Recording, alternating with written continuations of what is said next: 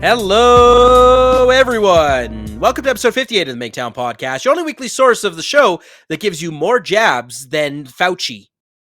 As usual, I'm producer Tim. Joining me is the mayor of Migtown, Drexel. Say hi. Hello to everybody. Happy 2022. Man, you mentioned this while we were offline, but getting stuff done on the holidays is impossible. Impossible to get anything done on the holidays. Yeah, it's terrible. Even when you don't have any of these damn kids. But anyways, Drex, you wanted to talk about health this week, and we have a guest in who's going to tell us a little bit about what he went through. Yeah, Phoenix has a very interesting story, and we will go ahead and now let him tell it. So Phoenix is here to take it away. Happy to be here. Thanks for having me. Absolutely. So, what went down is February 2021. I was on my way to work and I had a heart attack on the SkyTrain. SkyTrain is equivalent of, let's say, a subway in New York, Toronto, whatever, but built up in the air. So I had passed out. I was resuscitated by a medic that had been on the train, and they found out I had a not quite what Tim had, but I had my heart expanded and attacked itself. So all right, maybe it's a pacemaker I have, maybe it's diabetes. They did a whole 9 yards. They found faulty wiring in the pacemaker, took that out, put it in, slapped me up, and put me back out on the streets. So that job ended up falling through. They were concerned about my health and said, "We can't have you.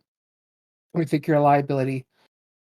Let's put you somewhere else." I got hired on by a sister company. The sister company brought me up to the Site C Dam, which is a new project that's being worked on. We had a heat dome just at the end of June.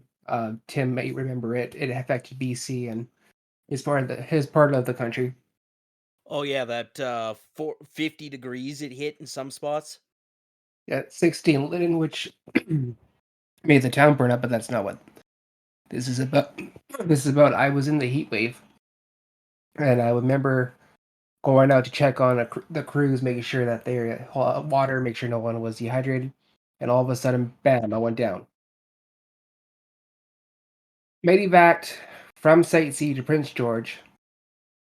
They look at me and they're doing a bunch of tests, and they notice that my white blood cell count was dangerously high, and my red blood cell count wasn't where it should be.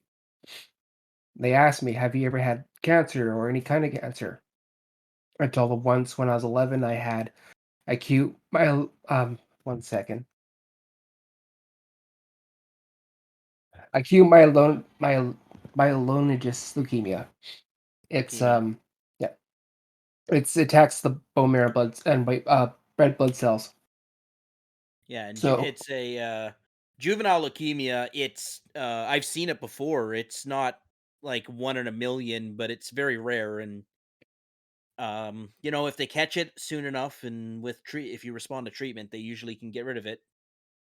yeah, the first round I did leukemia. Sorry, not leukemia, chemo. Sorry, I'm a little jittery right now. I haven't had dinner. So I had a chemo first round. I wouldn't recommend it on anyone. It's awful. You're basically being cooked alive. And the way of putting it is you have the flu and you can't get rid of it. So they did the battery test, and sure enough, it's come back.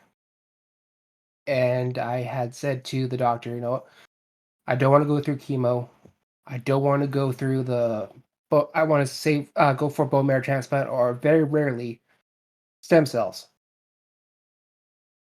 They looked at me and goes, "Well, chemo is the best way to treat it." Since I'm not going through being cooked alive again. Since last time last time it was awful. Says it's just better either to let me go or find a bone marrow transplant or the stem cells.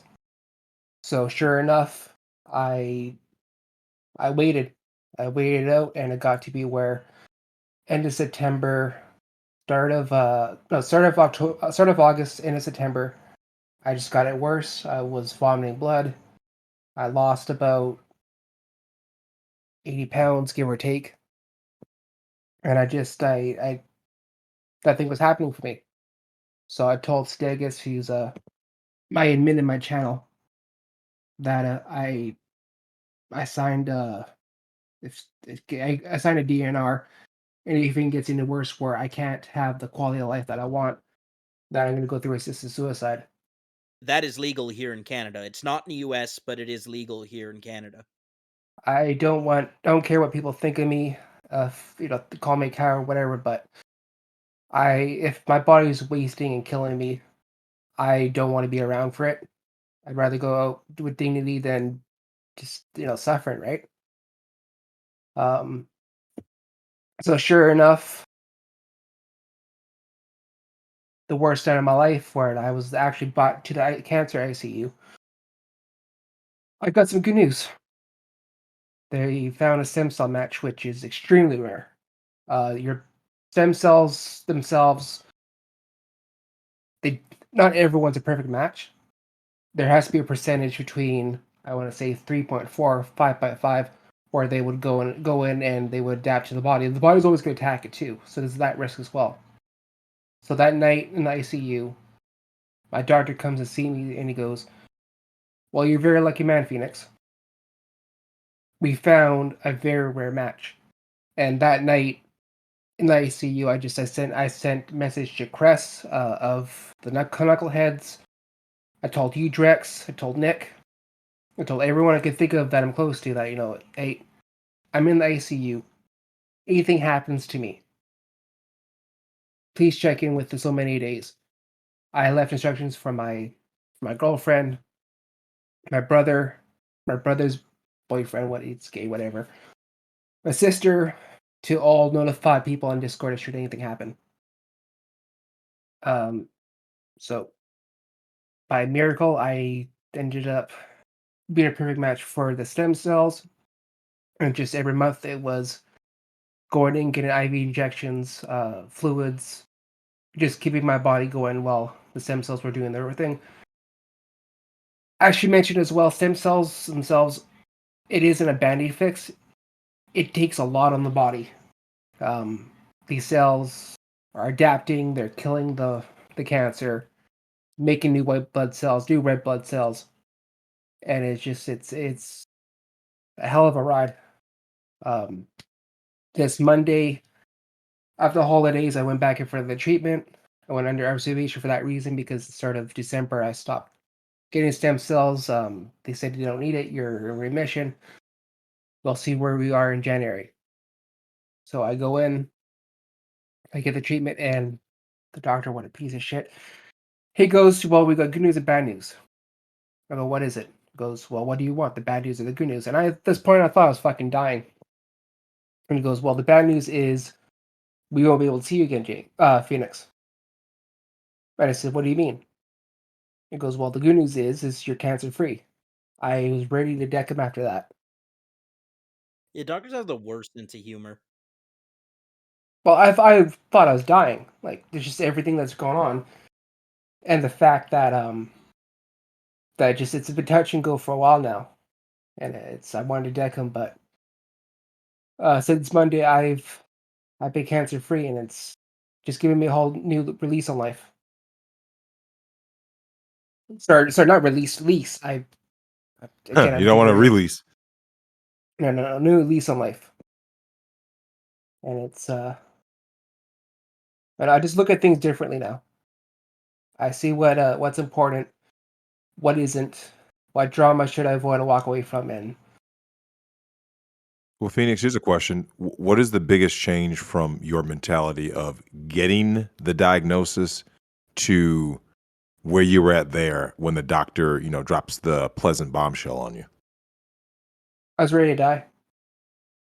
I was ready. I was ready to give up just on the fact that I did it once, and the toll that took on my family took a toll on me. I didn't want to go through it again, and I I prepared for the worst and prepared for everything to happen, and just for things to turn around the way they did. It's oh boy,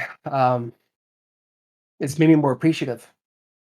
It's made me, uh, I want to say more.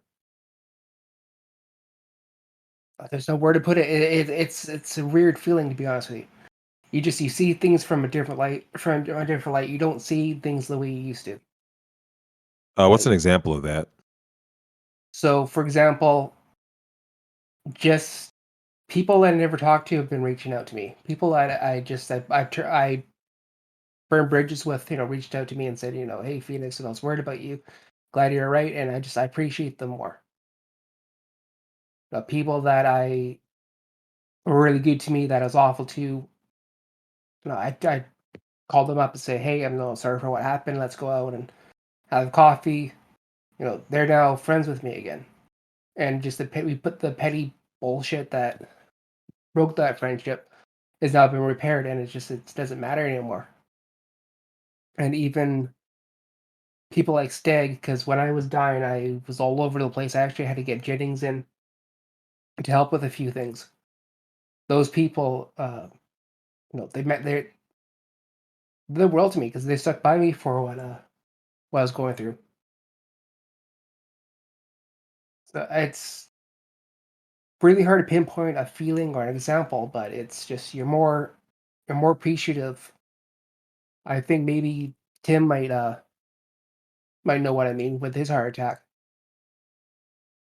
Well, it's one of the I have a question. What was the biggest change in terms of like the people around you and how they took the news? Your friends, your family, like, because I mean, you talked about, some of the people like, your Discord, things like that. But like you mentioned like, your girlfriend. So your girlfriend, I'm assuming, was around you when you got the diagnosis, when you fell ill.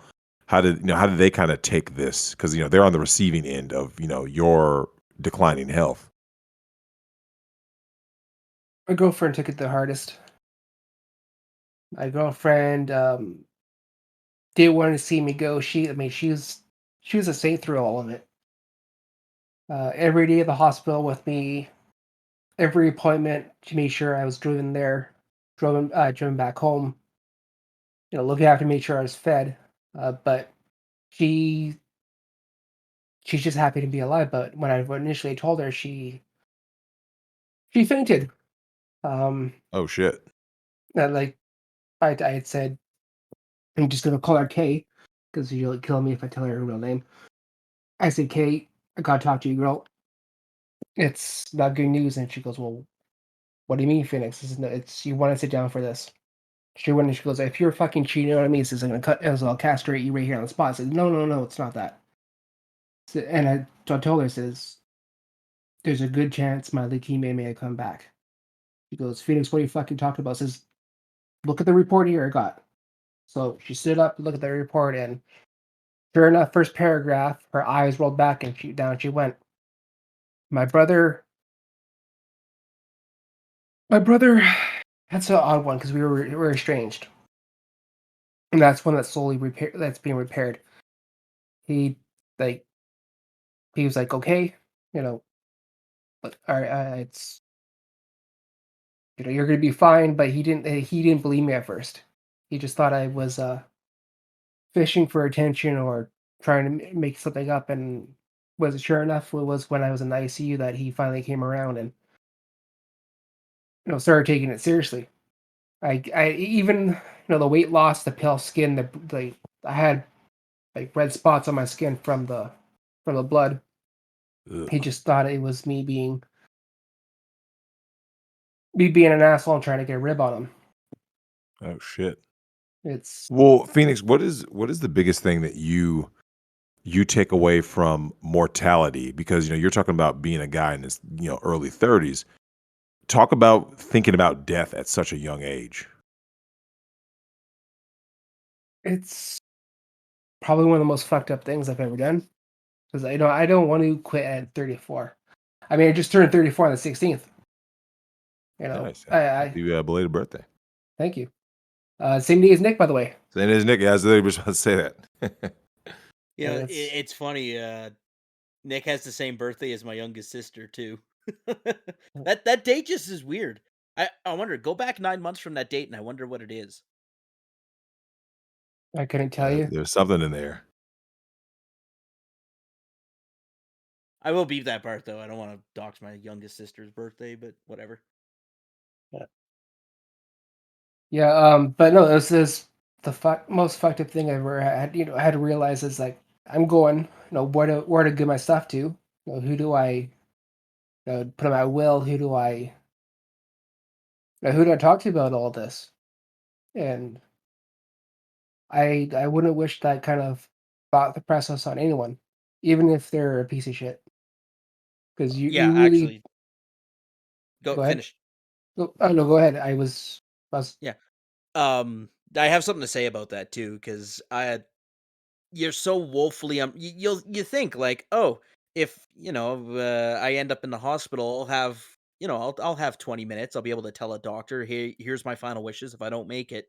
No, that doesn't happen. Um, when I ended up in the hospital because of the low oxygen, I was so delirious that no doctor would have taken my final wishes. It would not have held up in court because you could not prove that I had the mental capacity with that low of oxygen. So this is something that I think some guys have a mental block in their head where they're like, if I make preparations for my end of life, then that will make it happen, like the self fulfilling prophecy, right? And no, it's such a backwards way to think, and it leaves everyone around you with a gaping hole of how to, yeah, bad terminology. That was Jack Murphy terminology. But it leaves everyone else stuck with what to do with you, and a long protracted court battle, and lawyers getting hired and involved, everyone fighting, when all you could have done is, and in most states, you can just grab a piece of paper, write on it, and sign it, and that's good enough. You don't need to hire a lawyer. I think that's also allowed in Canada, but I'm not 100% sure. But at the very least, get one of those fucking kits from the DMV that's like, hey, here's what I want to do when I die. And just be like, give all my shit to my mother. I mean, that's what I put down, is just give everything to my mother. She'll figure it out. I signed it. I left the I left the will process to my aunt. Yeah, she's a notary republic. She has friends within the legal community who wrote it up for me free of charge. But she got that notarized and set up if anything should happen to me. I left my life savings to my girlfriend. Left the car to her. Our house. Actually, it's funny. I just had bought in a townhouse right before the first heart attack, and I left that all to her. Make sure she was set for life. My what my work had set me up with a life policy. So Yeah, that's I another did thing go. too, is get life insurance, and especially if you're self-employed. If all the debts that you leave is well, fuck everything up for the person who's receiving it. And funerals are not cheap, man. Uh your family doesn't, like, that's the thing, is you'd be like, "Oh, I left them a car and I left them a house," but those aren't liquid assets, man. Yeah, it takes time to sell those. Meanwhile, they have to pay to deal with your body. They've only got a week to deal with your body. So they need something in the bank that night. And that's what life insurance does.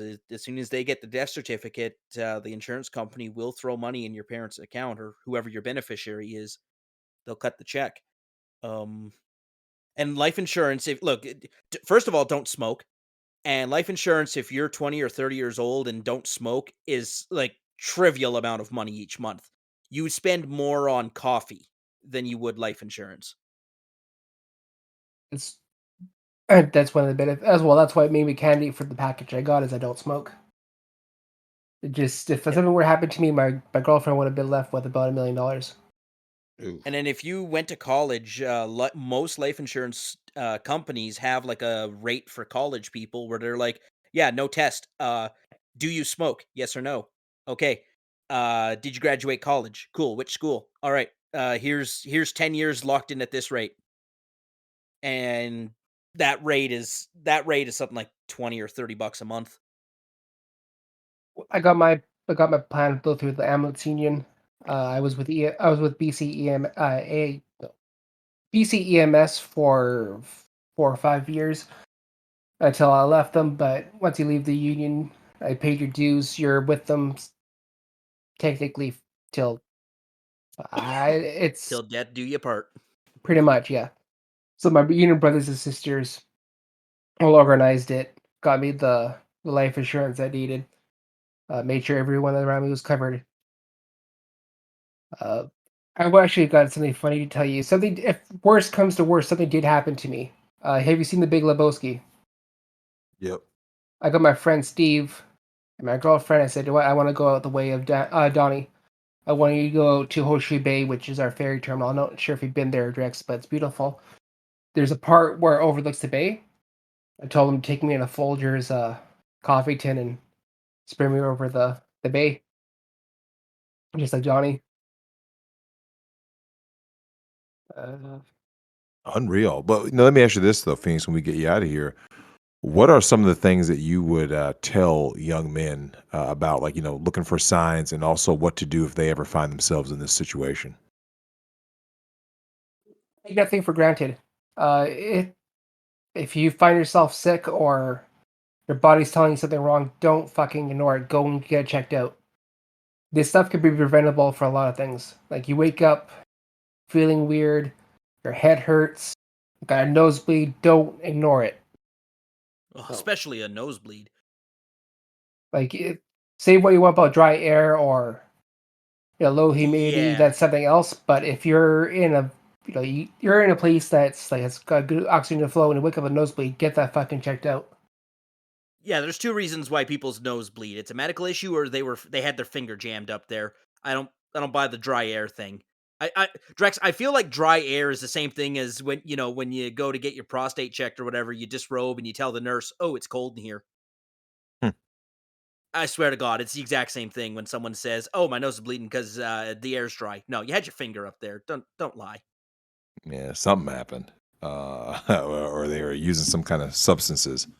Yeah. But yeah, Phoenix, your story is very unique because you're starting to see more and more younger people having certain health issues. You know what I mean? And I'm sure obviously with your case, but I'm sure you've heard other people maybe that or have heard about that are going through some serious life altering or life ending scenarios. You know what I mean? And so it's great to kind of hear it from the guy who actually lived through it.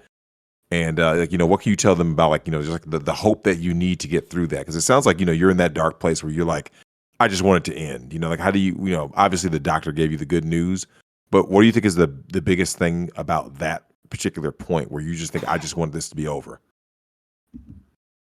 Honestly, anyone, doesn't matter who it is, you burn bridges with them or you never spoke to, get them around you. I really think what, and I'm not trying to get religious here or any of that. I think that the good vibes from all the people I reached out to and told them, no, please think of me, please send something my way, was the catalyst for me getting better. So if you got, people you never talked to in a long time or you think you hate your guts, just say to them, hey, something's happened to me. I don't know where we're going to be. Can you think of me? And if they're a decent human being with any inch of good in them, they'll send you it. They don't have to come visit you. They don't got to be there, but just sending the good vibes alone makes a difference. And I don't want to get in that. It sounds like hippy dippy shit, but I really think that's what turned things around for me was everyone putting aside the drama, putting aside the bullshit, the petty arguments, and just please keep Phoenix around a little longer. So you mentioned you had a couple of moments where you collapsed or passed out. Did you have any warning sign? Did you feel like a light head? Maybe vertigo? Anything? Uh, Any warning? I felt like someone took a sled. Felt like someone took a sledgehammer to the back of my back. My arm did get numb, but because I'm a dumbass, sometimes I'll like when I'm even now I'm on my couch. I'll put it an awkward way and it'll get tingly, but all of a sudden this arm went numb, and but like, what the hell? I tried to get some blood. I thought just maybe I put it weird, right? So I tried to shake it to get the blood going again. Then bam, like someone hit me in the back with a sledgehammer, and just down I went. The vertigo, um, I wouldn't say it was like full on vertigo, but I did have the tingling in the back of my head. The best way to describe it was like I had soda popping in the back of my skull. Like, Yeah, when you drink pop, you get the little yeah, bubbles, like that yeah, in the yeah. back of my head, and just down I went. Th- there are warning signs, but a lot of us, again, we ascribe it to something less serious. Um, the only time you should ever get a head rush is when you've been laying down for a long time. Back in the day before cell phones, if the phone rang, you like jumped up out of bed to go answer the phone, and then you're like, "Whoa, holy jeez, I got up too fast." Um, if that happens to you just in the middle of the day when you're out doing your business, that is different than a head rush. Even if you don't think it's anything at that moment, or a very sudden shortness of breath, right? And you're just like, "Well, that was weird," because that's the sign that I ignored. Sorry, I was standing up when it happened. Like I was grabbing onto a bar, waiting to get off the next station. And just like I said, down I went. And on the SkyTrain, there was the one on the work site was the numb arm and the sledgehammer. The SkyTrain was nothing, No, no, no, no. or was it That both? the SkyTrain was the on the work site. I went, like I said, I went out to check on the crew, and just I felt weird. Like that's when the vertigo was really bad. I felt like somebody had tilted my like it was tilting me onto my onto my side, right? So I went out, had the had some breathing issues. Like I felt like someone was sitting on my chest. I remember grabbing onto the side of the shed that I was working out of, and I thought maybe I got up weird. Maybe it's just the heat. So I let it Yeah, pass, let everything come into view. I took 3 steps, and I said, "Is everyone all right?" And just they looked at me, and just down I went. They said that my speech was slurred. Initially, they thought it was a stroke. everyone ignores that first warning sign because they always think it's something less, right? We've all we've all had a head rush before, right? Standing up too quickly. But then you get one, you're like, "Oh, yeah, it's just a head rush." And then suddenly down you go. Um, I mean, the body's very smart. Your body's diagnostic system is very good. It can tell you that something's wrong, but you've only got a couple of seconds to deal with it. So, yeah, like don't ignore the warning signs. There's nothing wrong with oh shit, this was really weird. Maybe I should go get it checked out. You'll be glad you did. And nobody's gonna call you a pussy for going and getting checked out. Like anyone who goes, "Oh, pain's just weakness in the body," they're full of themselves. If you have something funny going on and you're like, okay, I'm gonna grab my phone and dial 911 and then see what happens. That's between you and God. No one else knew that you did that. And who cares? I mean, it's Yeah, call a friend over. If you got a roommate or if you're at work, just call someone over and be like, "Hey, I feel kind of funny. Can you just like stand here for a minute?" and I'm tired of that. Oh, you're going to the hospital, you're weak. That's if you're something is seriously wrong, guys, check it out. Don't ignore it. The other question I had for you was, did COVID or lockdowns interfere with any of the procedures you were going through? Did you have any like reschedule on you? Several. Um, Yeah. when they're checking out my pacemaker, I had to wait 2 days because of the COVID outbreak. Then when I was supposed to get a stem cells, uh, that ended up being canceled because we had an outburst in northern BC. Actually, funny enough, I was sent home. I was supposed to be there um, all of December, come home for Christmas. November, let me bring up my calendar because I have the day marked down. 1 second on my phone. Yeah, so I mean, the point I'm making is that the fucking public healthcare system, man, because It- very few in Canada, a lot of people have died waiting for these kind of procedures because hospitals are locked down or they're just outright canceling them. Mm. They sent me home November 22nd out of the cancer ICU for a COVID bed. The doctor had come in and goes, "How you feeling, Phoenix?" And I go, "Well, is this better? This is what's up?" Goes, "Oh well, you've seen on the news there's been a COVID outbreak." And he goes, "We feel that you're well enough to go home." Says you're being discharged you're being discharged on 1 second. I close out this app. I'm an idiot. Well, I mean, the date doesn't matter. November 22nd. We're being discharged November 22nd. Just make sure you have everything packed. Make sure you have someone to come grab you. Says we can't have you go on the bus. So make sure they have a clean set of clothes. Oh yeah, And doctor. The guy who's on death's door is just gonna hop out of bed, put on a pair of jeans, and skip out of the hospital. Good one. Yeah, they don't care. Especially public health care, because they get paid regardless. There is no performance review in public health care. this doctor was in a rush. He looked at me and pretty much told me to be out by November 22nd. Funny enough, I'm not sure if she'll listen to this, but Twist was one of my admins. She was bitching that I didn't have headphones for when we do Halo or watch a movie, and I got a thing where anything metallic touches my skin, I rash out, right? So she wanted me to get headphones put on, and it says you won't get it past the security at the front desk because nothing's getting in. It took them 1 week for my laptop to be delivered, sealed in a case, disinfected, sitting in a quarantine. They given to me, and even that, the paperwork that had to be signed, they had to make sure that if they understand there's no liability if it gets stolen. If anything gets wrecked, they're not responsible. And that took over a week just to get a fucking laptop into where I am. Dad calls me the $1 billion Canadian. With all the implants I got an insulin pump. I have a pacemaker. You're That's scary you're shit. becoming a cyborg. I know, right? Fucking Darth Vader.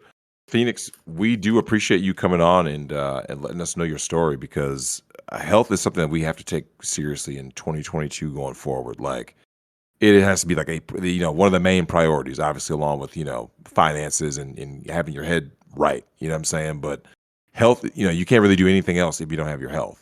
So it's great to hear stories about people who have remained resilient. You know what I'm saying? And got through it and came out on the other side. So we appreciate you for coming on, man. You have anything to shill? Go ahead. Just the weebs. I mean, we're a low, laid back community. We watch anime. We do games. We do movies. We're starting Warhammer 40K through tabletop. I tried poking Nick about that, but he has no interest. Yeah, no, just There's no way Nick has time for that. no. He didn't even respond. Yes, But, because he's doing Nick his is own thing. horrible at responding to DMs, man. You just Speaking gotta of which, like ambush him in a live chat or something. he's doing his own thing. I respect that. He's a busy man. But Drex, we got to finish Black Dynamite. We still got no, rest of definitely. season. Yeah, we'll figure out sometime because I'm busy as shit, but we'll figure out something.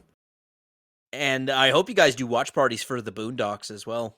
That's in the works. We're waiting on the new season drop, actually. But we were talking about doing season 1, 2, and 3 with Drex, but he got busy. He's doing the grind line, which I respect, man. I mean, those 12-hour shifts aren't easy. Shit gets rough. All right. Well, Phoenix, thank you very much for coming out. Thanks for having me. And yeah, guys, if your body's telling you something, look into it. Don't ignore it, because the last thing you want is the burden of your death affecting your loved ones. And take every and last message I got for you guys: take every day as a fucking blessing. Don't go to bed angry. You're having a fight with a girl, man up. Just say, you know what? Yeah, I was an idiot. If she's good, she'll suck your dick. I mean, mine does. Amen to that, brother. I like that. Yeah, that was a great last word right there. Yes. But thanks for coming on, Phoenix. Thanks for having me. Peace out, guys. All right. Peace out, y'all. All right. Next up, we got JLove because her story is unique, to say the fucking least. Yeah, we're gonna pivot from the serious to the seriously fucked. Yeah, this is all kinds of fuckery. I think she can unmute herself.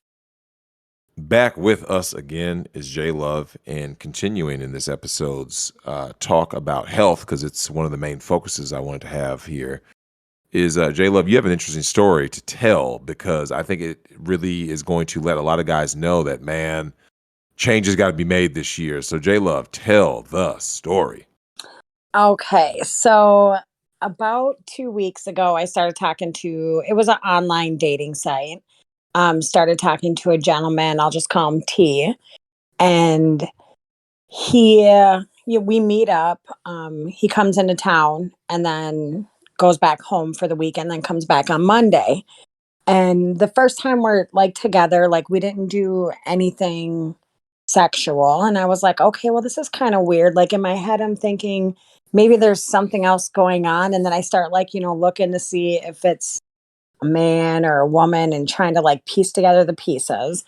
Yesterday, he was like, hey, come over, hang out.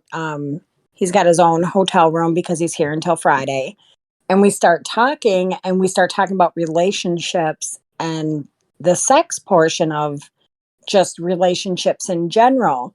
And he proceeds to tell me that back 3 years ago, he was married, dating a woman, and she stressed him all the time, very insecure about what he's doing, and wants to go with him. So during the day, he was working, selling life insurance. And at night, he was going to McDonald's and started eating McDonald's food at night. He was a night supervisor.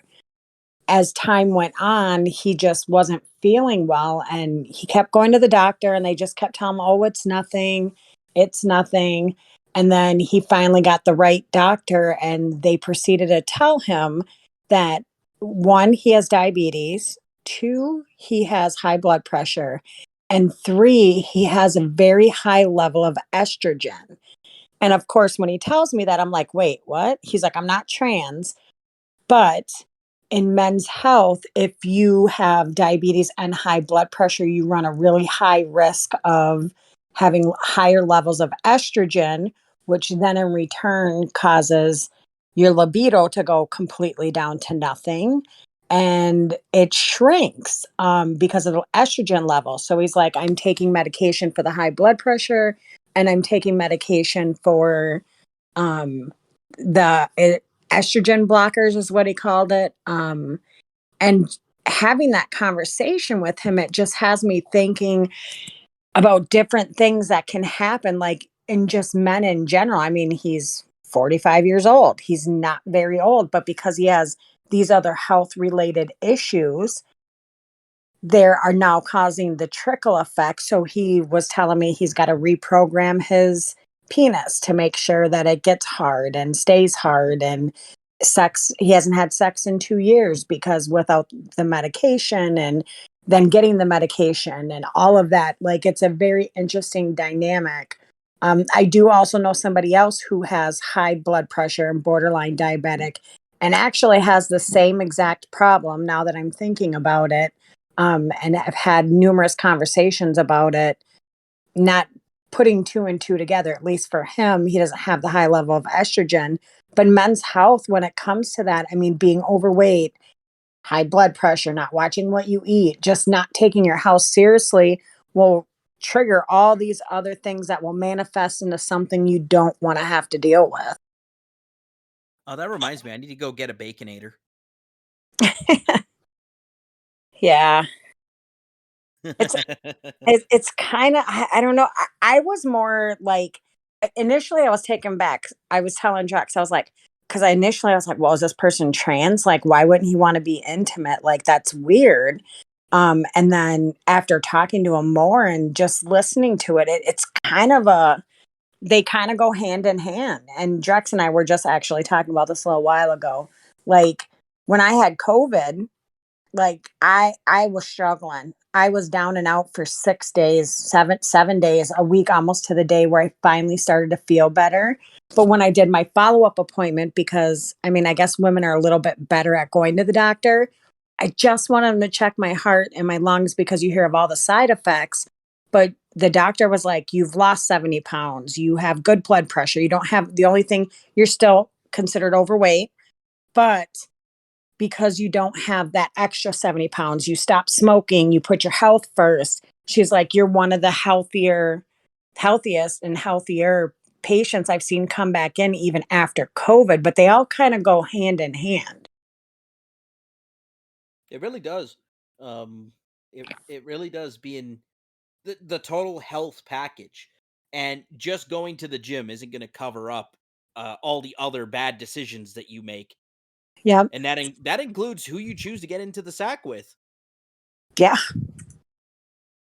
Yeah, it's definitely interesting. I think I told Drex, like, I was initially caught off guard because I'm like, no, this can't be true. And I'm literally Googling it while we're talking about it because I was like, there's no way this is true. This has got to be some kind of false thing. Like, I initially thought he was joking, but he's like, no. And I asked him, like, how many women have you told? And he's like, actually, you're the first female that I've told because I just chose to get my health back in order, chose to get rid of the wife and the stressors and all the things that add into that created this huge health scare in his world. And I'm just like, man, I can't even imagine, not only do you have high blood pressure and diabetes and all these other things, now you don't even have libido, and having to retrain that libido for something that came so easy pre, wife and pre-diabetes, pre-high blood pressure. It just makes you look at things in a totally different light. Last night I was just kind of like, wow. Like I was just kind of taken back by the whole thing because I've never been in that situation before, like where somebody's actually talking about real life stuff, and how your health is so important and you should put that in the forefront. I think sometimes we forget about it and put it to the back burner. Oh, it's not a big deal. It's nothing. It's nothing. It's nothing. And it turns out to be something serious. Well, That's there are beyond serious. men have it so hard. There are so many prescription drugs that mess with our dicks. Mhm. And not the least of which is the psychotic drugs, right? The mental health drugs. Anything to A lot of drugs dealing with depression or yeah, I guess drug or yeah, SSRIs, is that what it is? Anyways, drugs you take for your mental health can mess with your dick. Yep. And that's just not it's not talked about enough because people are like, "Oh, well, I can't even, how am I supposed to deal with my health if I can't even perform?" Right. Well, and then it's a trickle effect, right? So you have high blood pressure, so you take this medication for that, which then in return, because you have the high blood pressure, now all of a sudden it's producing an excess amount of estrogen in a man, which then in return shrinks your stuff and legitimately makes it so you have to reprogram your penis so that you can have that self fulfillment. But I can't imagine having to deal with that. It's like they all kind of just go hand in hand, really. I kind of If you wish male biology was such that, like, the only way you could reboot your penis is if two super hot Swedish twins both grab like one end, right? And they have to, Yeah. they put their energy through, and it just reboots the computer in there. Yeah. I mean, it's so different than women's health, right? Like, because ours is obviously inverted. And I mean, yeah, we have other things, but more, I mean, if a woman gets too much testosterone, her boobs go away. Not really necessarily a big deal. She may get chin hair, she'll get facial hair. Her voice will change a little bit, but it's not to the extreme as men. And I think, a lot of men put their health on the back burner. Something will feel off and they don't go check it out. Something will be weird, they don't go check it out. I mean, for a year, I dealt with a swishing and this extra stuff in my head. This was a year ago, November. And I literally was like, I can't take it anymore. I'm dizzy all the time. I lay down on my bed. I'm nauseous. And they ultimately couldn't figure out what was wrong, but they did the MRI, they did the CAT scan, they checked the veins, they checked for everything. And they're like, at this point, it's probably, the inner ear damage or it's vertigo and, over time. But obviously, doctors are like, hey, take this medication. I'm like, I'm not doing all that. The side effects from all that stuff can cause, for me anyway, I'm like, I don't have diabetes. I don't have high blood pressure. I am overweight clinically. So I'm like, and just taking that stuff back in. But I made sure I scheduled those appointments where a lot of men won't go in and do that. I think it's more of a fear of the projection of other people. Why'd you go to the doctor? Why'd you do this? Why'd you do that? Why'd you, and it's kind of a fear. Like, I don't really want to know what's going on, but I know something's not right. And most people would never know you go to the doctor unless you tell them. Right. Yep. Where are you going? I'm going out. Oh, have fun. And that's all there is to it. Yeah. I mean, but men's health is, I talk to my boys about it all the time. Like, if something doesn't feel right, let me know. Like, my kids almost tell me too much that they need to go to the doctor.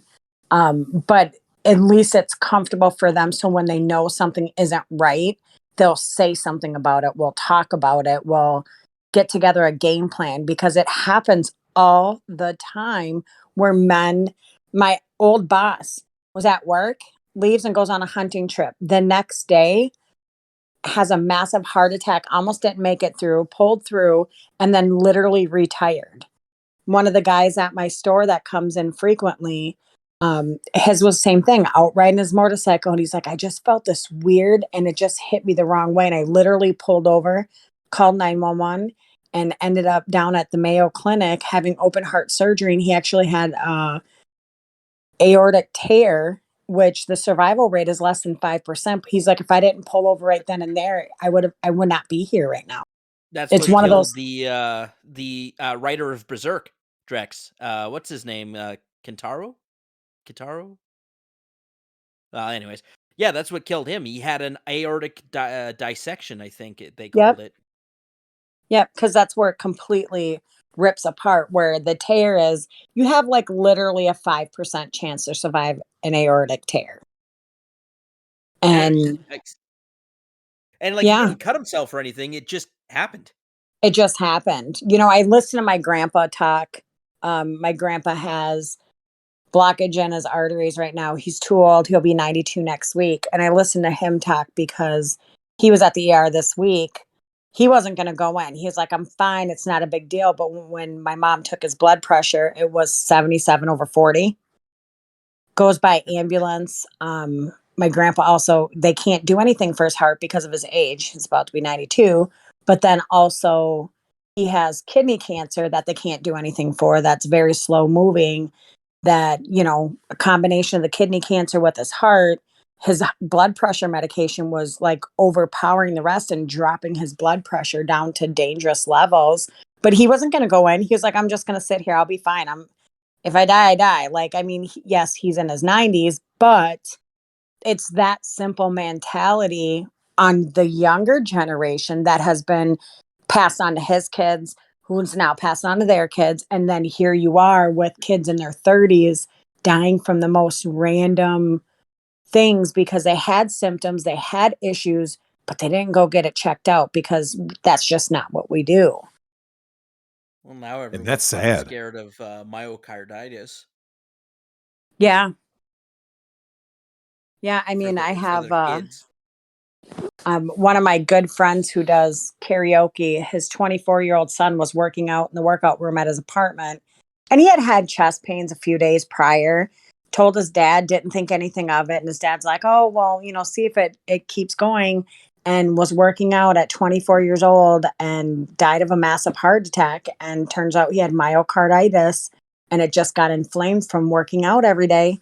And 24 years old and passes away. And it's just like, it's so unbelievably sad because some of it can be preventable. A lot of it can be. Obviously, we know some of it can't, but just making that initiative to put your health first and making sure that you're good, is like the number one thing. I mean, Drex knows I've been a work in progress for the last couple years, just with the weight loss, and I scheduled a consultation to get skin removed and like just miscellaneous things that a lot of people don't openly talk about. But I'm like, I need to get healthy for me and make sure that I'm doing what I need to do. And I think we lose that. Like Phoenix said, you lose that being so pissed off at somebody over some dumb stuff that's not really important and of significance. So I think a lot of people, hopefully 2022 will bring people back to that place of being, put me first, make sure my health is good, make life choices, put that better foot forward, and continue to take your health seriously so you don't have these long-term effects. I mean, my grandparents live there. I mean, they're 89 and my grandpa's going to be 92 next week. They've lived a long life, and they talk about it: walking, eating healthy, not highly processed foods, going to the doctor when you need to go to the doctor, not being afraid to say, hey, something's not right, and advocating for yourself has always been the advice they have given me since I was little. Legitimately, like I can remember being 5 years old, like just ask my grandma random stuff, but taking that step in that direction to just advocate for yourself. And if something doesn't feel right, question it. Don't just go with it because, oh, it'll pass or it'll this, because it might be a day late and a dollar short. Well, yeah, you and I have talked about the fact that more and more of these guys are having these like serious ailments. That's something that obviously there needs to be some research into from an independent party, because we all know how these doctors are getting. But it is Mhm. something that's very serious. Like, I keep hearing more and more people with serious issues. You Don't know, worry, Susan. We're not ascribing myocarditis to any particular cause. Don't spurg out on us. but I mean, it's gotten serious because you keep seeing these things over and over, right? Like a young guy falls over dead, while jogging or while this or while that. You know what I mean? Like just for no reason. And you're kind of like, damn, really? Like from nothing? I'm And we're honestly starting to shocked we really haven't see that. seen it in the pro sports yet. NBA, NFL, and NHL. Well, and I think a lot of it has to do with food. People are eating a lot more highly processed food, extra additives, preservatives, all that stuff added in the food instead of a natural, unprocessed, pure food. I think has a lot to do with it. I mean, I think of like when it comes to girls, they're developing so much faster because of the hormones in the milk. So I think all this kind of just goes hand in hand. Well, at the same time, I think you're always going to have to deal with that kind of stuff unless you're going out to shoot the elk yourself. Yep. I mean, Yep. it is what it is. The what you gave up to live in the city was food sustainability. So, and w- with the world the way it is now, where everything has to be 5 minutes or less, right? Yep. A pizza delivery guy can get to your house faster than any ambulance can. Isn't that weird? Yeah, I mean, it's crazy to like think about it. But then again, it comes back to choices, right? Like if I know if I eat 5 pounds of or two large pizzas, obviously that's not going to be healthy if you're consistently doing that every single day. God damn, it's a lot of Like pizza. it comes down to choices there. I know McDonald's no longer offer really healthy choices anymore, but there's a lot of places that do. Yeah, going to McDonald's and getting a salad and a Diet Coke is not helping. I don't think they even sell salad anymore. Or going to Wendy's then. Going to Wendy's and Okay, getting a yeah. salad and a Diet Coke is not going does not make you healthy. Well, you should read the fine print because I know like Red Robin, their burger and fries have less calorie than their salad because their salad is so highly processed that Yeah. it has more calories. So I'm like, well, I'd rather eat the burger and fries. I mean, I don't Hmm. really want to eat that, but if you really sit back and look at calorie counts, you'd be amazed at what calorie counts are high and which ones are lower. And you'll find that a lot of the so-called healthy food isn't really healthy. Like where I grew up, it was very common for and this was actually before you needed tags for everything too, but you you grab a couple family members, you go out into the forest for a few days, you shoot a moose, bring it back, and I mean that was enough meat for a couple families for a month. Yeah. I mean, And you didn't have to deal with you didn't have to deal with hormones or all the drugs they pump into them. You didn't have to deal with supply chain. Uh, from a cost benefit analysis, it's perfect. But how, Miss JLove and Drexel, from where you guys live, how easy is it to go out and get your own moose? No, it's not really. No, it's not happening. Yeah, not I mean, I feasible. can get a deer in my backyard, just Yeah, saying. yeah, you'll see a Not deer a here and moose. I there. don't Yeah. even think they really, maybe northern Minnesota. Would you eat it though, like a city deer? Do you know how much I'd garbage eat they one in eat? my backyard because I moved out to the country esque. They're pretty big. Yeah, Yeah, no, I don't know. because the ones that live around developed areas, they get I mean, first of all, they're dealing with all the chemicals people put on their lawns, Yeah. right? There's trash everywhere, and they always go through trash. They Yeah. don't I mean, necessarily eat it, but they do go through it.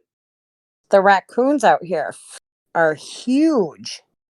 They're like, you see the Steroid ones in the raccoons. city, you see the ones in the cities, and they're like kind of like cute, little scrawny, and you're like, oh, they're so cute. The ones out here are just fat. Yeah, that was actually Nick in blackface. Just I know it's easy to mistake the two. I'm sure. I had to process that for a second. I'm like, oh, Lord. Nick's picking through your trash dumpster. I'll take a picture and send it to you, Drex. Yeah. tough times have fallen on the law profession, Drex. Well, yeah, I know, Super chat right? income dried up, and now Nick's going through Miss JLove's garbage. Hey, look, it's the Jack Murphy treatment next. When you peg yourself on gay chatterbait, shit got Yeah. real. Real Yeah, quick. Miss JLove. I mean, it's funny. It's almost like we called this shot, right? Because we talked with Miss Becca, we've talked with others that said these guys are on a DL, getting pegged, closet homosexuals. What's your reaction to the Jack Murphy stuff? Well, I mean, they are. I mean, I had my own experience. I'm not gay, I Uh-oh. just suck dick. Well, you You just had a know? bad experience this past week. I just talked to Well, you, and you yeah, said there I were mean, some even dudes this, saying weird stuff. yeah, like just weird shit. Like asking for videos and how, like, here's a prime example. I was telling Drex I think it was Drex, the other day about how this guy was like, well, how old were you when you lost your virginity? And like, were you like 12, 13? And like wanting to know all these details about when I was 12 and 13 years old. And I'm like, you're a freaking pedo, dude. Like, Get what on are the you wall. thinking? Or I want to, I like to masturbate in front of men and women. And I'm like, huh? What? Like, what the fuck is going on? And then, you take that, right? So that was earlier in the week, right? You take that, and I'm like, oh my God, like, what is really going on out here? And then the incident last night where, like, somebody's actually explaining to you that they have a major medical problem that's causing this. And here I'm thinking, I literally just assumed they were trans and was going to come out and tell me that. And he's like, I'm not trans. Trust me, I'm not trans. But I'm like, I'm like, it's just been a weird fucking week, to say the least. And it's only Wednesday. Where have all the good men gone, Miss JLove? Like, if half of them aren't wearing skirts and the other half are just, Wearing oh, skirts in a closet. I want to lick up, I want to lick up the gravy. Yeah, I don't know. I think that question always drives me crazy because there's good men everywhere. It's just a matter of cutting through the bullshit. Seems like there's a Um, lot of bullshit out there. I feel like Minnesota has a lot of bullshit. It's a lot of weird fuck shit. Well, it's Hence definitely why not I like to, Minnesota, that's for sure. yeah. I like to travel for that reason, and I like to meet people from not Minnesota for that reason. What is your favorite I don't. state? It's weird. What'd you What would say? be your What would be your favorite state for meeting men? Is it Florida? Florida. Yeah. I mean, I used to live in Miami, so Florida. I mean, Louisiana was fun. New Orleans. Um, Nolans. Nolans. A lot of real decent. In the South, there's a lot of educated people that are on their shit, and they come up to Minnesota and they're like, "What the hell is going on up here?" Just some George Floyd protests. Don't worry about it. Yeah, Minnesota's the like worst. I believe Minnesota is the worst state in terms I of believe that. like options. I believe Minnesota is the worst, bar none. Okay, so Drex, let's give them the breakdown of dating the cesspool of men in Minnesota, right? Oh shit. So I only date black men. How many black men are percentage wise is Minnesota full of? Oh shit. How many we may have? I'd 10% say might be somewhere around that. I don't even know if we're that high because that would be black people. So let's say black men is 5%. Okay, and of that percentage, how many of them have their own place? Ooh, shit. One at best.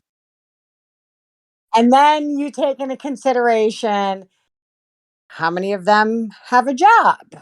Yeah. Well, if they have their own One. place, the number keeps going down and down.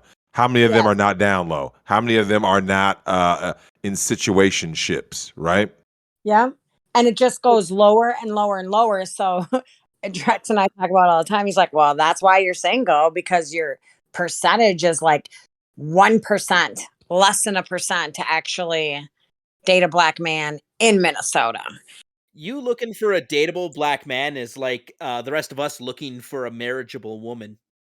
It's like, okay, here's the criteria, and every time the number gets smaller and smaller and smaller. Well, Minnesota's just full of ain't shit black dudes. There are other Yes. places you go where black dudes are on their purpose. You know what I'm saying? These guys got money. I mean, people forget 61% of black men are middle class. But when you come to Minnesota, we're getting everyone's lowest common denominator. So like lots of Chicago people, Milwaukee, St. Louis, you're getting the worst black men from all those places. Detroit, like so we get everyone's bottom of the barrel deadbeat black dudes. Whereas like you start going to certain places, you're gonna see black people fucking prosperous. But here, I don't know. We listened to the stories from Atlanta. They don't sound very prosperous there. Oh, no. They're prosperous. They're just fruitcakes and full of Yeah. eggs. Yeah. No. There's lots of money in Atlanta. They're just I know, fruity. like in Dallas, there's like a whole community of just black people that own multi-million-dollar homes, are handling their business, running businesses, doing all types of shit. And you're lucky if you can find a black man here that has a car, a house, and a job. Yep. Like it's very, and I think part of that issue, as Drex and I talk about it, part of that issue is a lot of black men in Minnesota will date white women because it becomes like a freeloading type situation.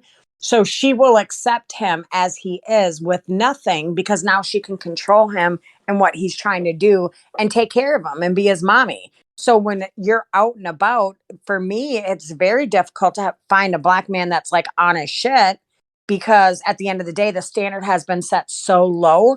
And when you look at they're coming from Chicago, St. Louis, Detroit, Michigan. I mean, you put all that into it, and it's no wonder the dating market here for black men are like, what the fuck? Sounds And like then Miss it's like, JLove should go down to Dallas with a maid outfit. I should. I used to live in Dallas too. Yeah, I should. Just go door to I door was with a actually maid outfit. propositioned then. That No, was last week. well, it's wild. We're at this point now where we talk about health and sexual health and mental health. I think kind of go hand in hand because when we have so many dudes out here who are weirdos, right, and we have women out here who are weirdos, and if you notice, a lot of people's mental health, I would argue, is tied to their sexual health because the incel is not a mentally healthy person in general, right? But then you look at their sexual health, right? The fact that they're always thirsting over some peace leave that they never get, right? And it's like, oh, it makes sense. And the man whore type of guy, right? He's not in the right place. The turbo thought's not in the right place. It's like, can we please get the sexual health back into order? You know what I'm saying? Yeah. Don't let the shit define you. Just be cool. Don't be weird, right? We Right. know these dudes are going to be weirdos. JLove, you've known this. We'll have to have you on just to talk about, some of the stuff that you and I talk about with relationships. And the fact that these guys came to have a threesome if it literally fell in their lap, because we've seen it with our own eyes. And these Yep. dudes are going to fuck up. It's what they always do. And I yeah, we'll dropped the definitely have you bottle. back. Yeah, eye drops come out. I mean, these dudes ain't shit. So yeah, I mean, yeah, we'll definitely have But you I mean, back. it goes hand in hand. And then, like Drex, you and I talked about like the pedophiles, the 12-year-old boy and the 12-year-old girl, and the sexual experience of that. And that carries on to teenage years into Yeah. adulthood. And then it just becomes this huge trickle effect. It affects both male and female. It's not just the female, but when you look at the whole broad spectrum of it, you're sitting back and you're like, damn, this is what created this. Yep. And how do you change that if you're not taking this serious? So Yeah, a lot of you and I talk about this, JLove. A lot of young black boys are being sexually exploited by older women. A lot. Mhm. A A lot. lot. It's very A lot. rampant in the black community. Like a lot of black boys. Like I said, I can't comment on the white community, the Latino community, whoever, but I know in the black community, it is rampant. There's a lot of black dudes that if you ask them, you know what I'm saying, who turned them out, they're like, oh yeah, it was my mom's friend, my babysitter. It's someone who was significantly older than them, and they were like, basically they were kids. And you're like, Yeah. I mean, bruh. I told you about my ex who was 12 years old sleeping with his mom's best friend. Oof. And it's like one of those things where like I look at how his life has turned out and where he's at now, and it all goes hand in hand. Yeah, because now he's a poon hound, right? Like he's just, serial cheater. Serial Sex is a cheater. weapon, Yep. Yeah, it affects people, man. Like sexual health does matter. You know what I'm saying? Yeah. You and I have talked about it. It really matters. So yeah. Like I said, we'll definitely have you on a proper episode. We'll break down a lot of this shit. But yeah, we appreciate you coming on and letting us know about some of Yeah. this other health stuff, because 2022 is a year that people have got to get the health thing in order. Like Yeah. this is And starting to get out of control. I think also with COVID, people should really take a step back. I mean, I quit smoking over a year ago. I quit and then started again for like 8 months. Pandemic hit. I was like, yep, nope, not going to happen.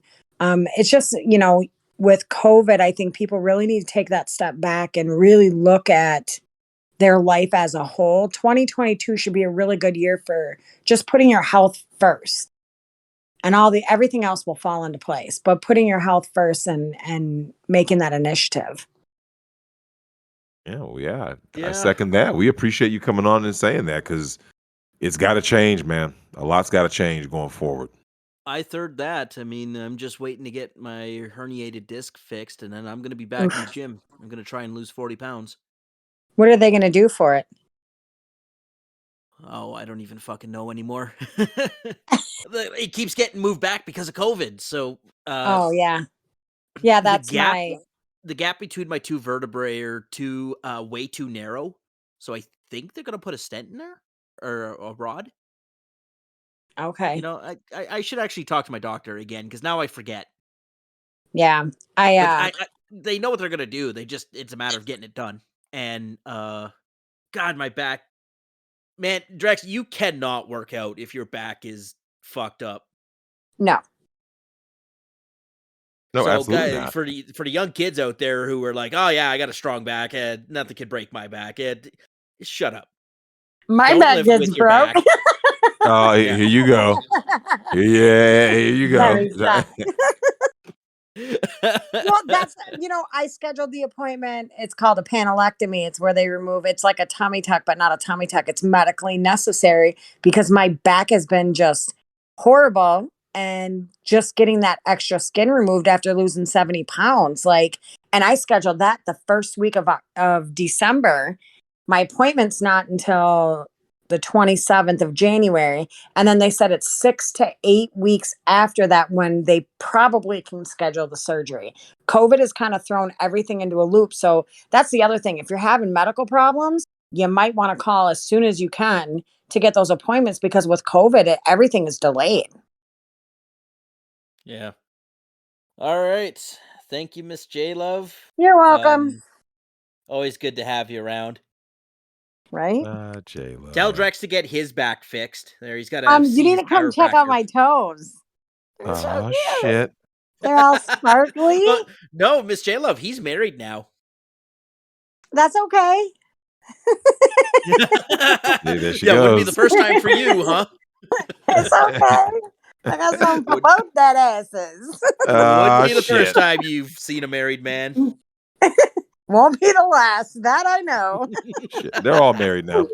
They're all J-Love and I married. talked about that. All of it. Like, J-Love, even before we let you out when it comes to sexual health in relationship health, how many guys are in relationships right now who are looking for side action?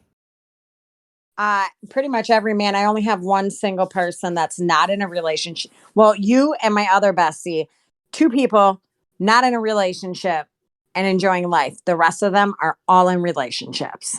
And looking for side action. They're looking for side action. And what's super funny is I love the question. So what's your situationship? What do you mean? I don't have one. You're not getting anything? I didn't say that. I just said I don't have a situationship. I mean, my situation is I'm on my back here and it's not getting blown out. And you're over there, and now we have other issues. Yeah. Yeah. Drex, did you get to the chiropractor? No, I'm Yeah, actually did going you? tomorrow. I got to go now and check on Shannon. check on my friend. So I'm going to check on her and then head over to Nick's guy right here in town. So Yeah, I'm going to Let me probably know. set how the it appointment. goes, because I might want to see that guy before my surgery. Yeah, I've got to get myself fixed because I told there's a you little that like aches and 6 pains. months ago. Yeah, it's all the shit Yeah. starts to add up. You're just kind of like, eh. He's I mean, it's he's like- in here talking about health and he's ignoring his own. I know, right? I was supposed Well, to get it's a him big deal for today. me too. I've been talking about making sure I do better, and the chiropractor, especially in the month of January, since it's a new year, I was like, I want to make sure I get into the chiropractor, and because I always say I'm going to do it, but it's like most things, we always say we're going to do something, and we end up, life is in the way, right? Like, if Yeah. oh, I got to work, I got to go do this, I got to do that, and before you know, you're like, yeah, I'll get there eventually. So I was like, well, I got to make an actual effort to get in there. All I'm hearing are excuses. But No, last month. I go can't ahead. find a chiropractor that can do that y-axis manual adjustment where he like stretches you out like a slinky, right? I think that guy's in and Texas. that's what I need. I think that the dude you're talking about is in Texas, if I recall. Yeah, I Houston, bought last Houston. month. I Yeah. bought a yoga ball, so I can lay over it because my back. I have compressed discs in my lower back. They tell me it's because of the way my back is shaped because of my butt size and having children and not having a lot of core muscles. It pulls it in a weird thing and it condenses it.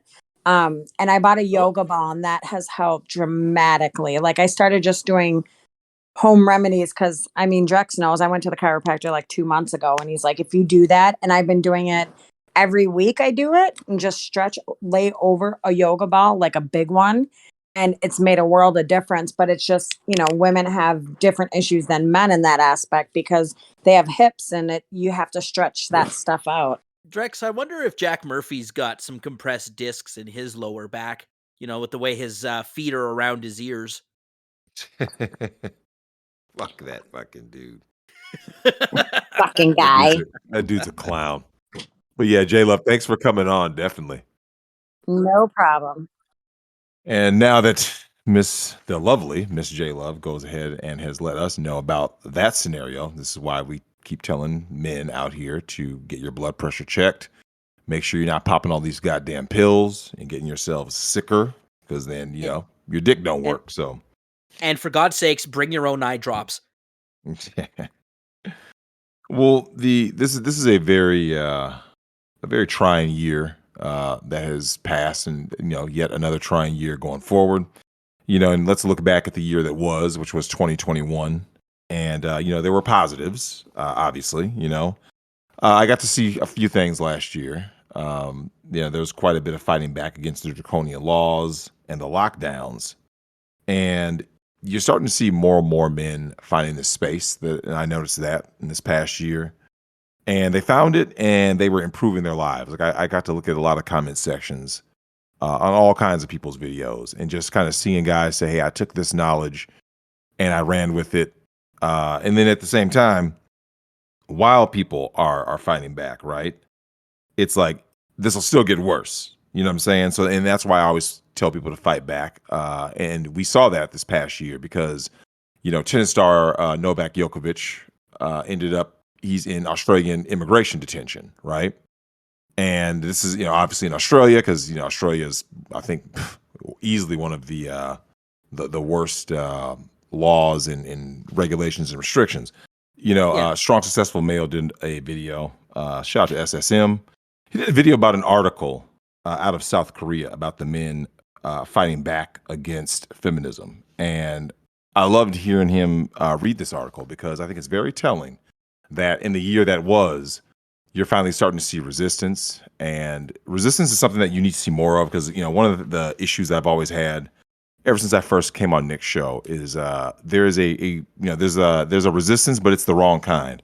There tends to be this resistance against this message, or resistance against anyone who's trying to like basically help people. And so it's also kind of nice as a contrast to see those men in South Korea saying, no, we're not going to do this whole man bad thing. There was a guy, I listened to his whole video, and hell, there was a guy who got Me Too'd and served 8 months in jail.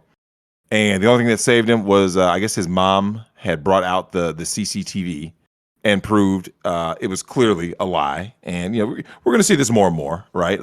I've said even before the moment I saw Biden get elected, Biden-Harris, I said that, okay, expect more Me Too and shenanigans like that coming up. And that's basically what we got. But like I said, the resistance is good. Here on YouTube, there's this space, and we lost people in this space over the past year. Certain content creators passed, and that was unfortunate. And yet, time and time again, I've always told men out there, women too, but obviously this is the more male space, and I tell them, truly value your health, right?